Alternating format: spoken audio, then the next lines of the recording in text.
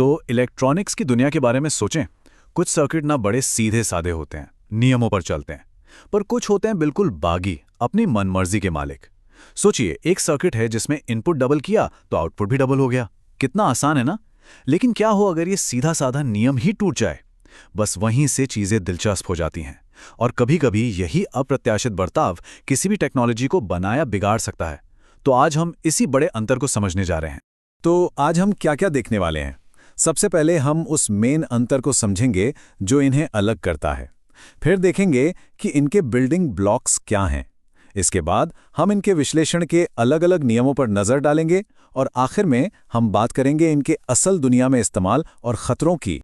चलिए अब मुद्दे की बात करते हैं, आनुपातिक बनाम अप्रत्याशित।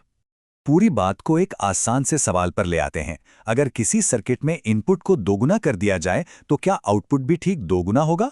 सुनने में तो बहुत सीधा लगता है ना, लेकिन इसी सवाल का जवाब है जो लीनियर और नॉन लीनियर के बीच की लकीर खींचता है। तो देखिए, लीनियर सर्किट में मामला एकदम सीधा है। आउटपुट जो है वो इनपुट के सीधे अनुपात में होता है, मतलब एक सरल गुणा की तरह।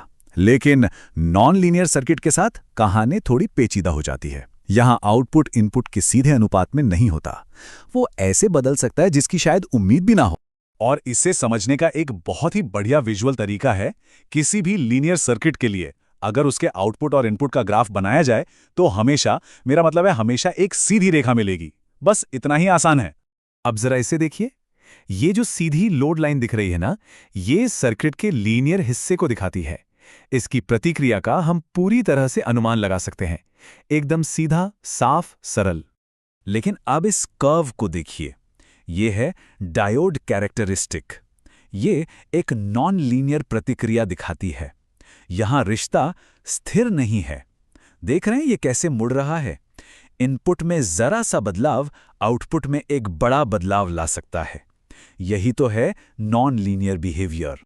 ठीक है, तो अब हम कॉन्सेप्ट तो समझ गए हैं। चलिए अब उन असल बिल्डिंग ब्लॉक्स की बात करते हैं, मतलब वो कंपोनेंट्स जो इन सर्किट्स को बनाते हैं। और देखिए, इन्हीं हिस्सों से सारा फर्क पड़ता है। लीनियर एलिमेंट्स में क्या आता है? रेजिस्टर, इंडक्टर और कैपेसिटर, हमारे क्लासिक आर, एल और सी।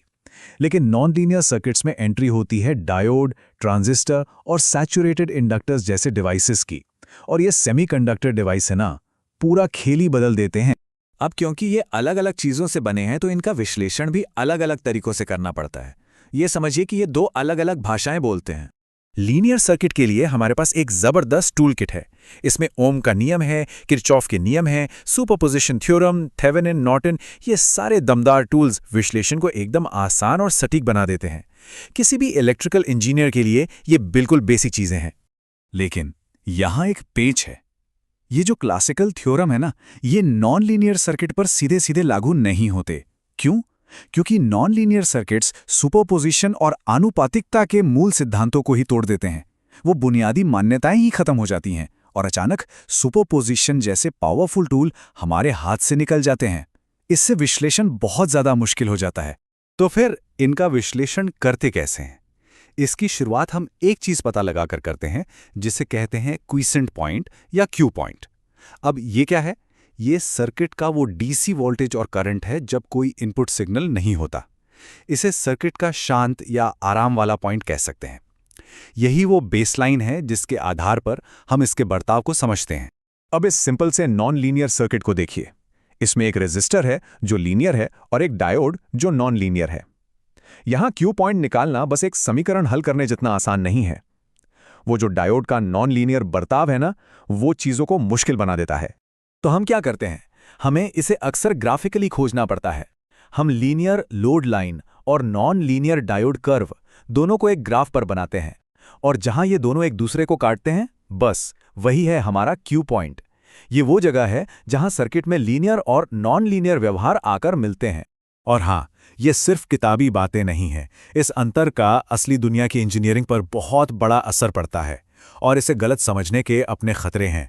देखिए, linear applications power system studies या बेसिक लाइटिंग जैसी चीजों के लिए काम आते हैं। लेकिन नॉन लीनियर एप्लीकेशंस को देखिए, power electronics, EV charger, LED driver, amplifier, digital logic, मतलब जो टेक्नोलॉजी हम रोज इस्तेमाल करते हैं, उसमें नॉन लीनियर बिहेवियर ही हावी है। और यहीं पर कुछ आम इंजीनियरिंग गलतियां होती हैं। सबसे बड़ी गलती ये मान लेना कि सारे सर्किट लीनियर होते हैं, या फिर सुपरपोजिशन जैसे थ्योरम को वहां लगा देना जहां वो लगते ही नहीं। एक और बहुत बड़ा खतरा है इस बात को नजरअंदाज करना कि कुछ नॉन लीनियर सर्किट के एक से ज्यादा ऑपरेटिंग पॉइंट हो सकते हैं जो अस्थिर भी हो सकते हैं, और इससे बहुत ही अप्रत्याशित नतीजे देखने को मिल सकते।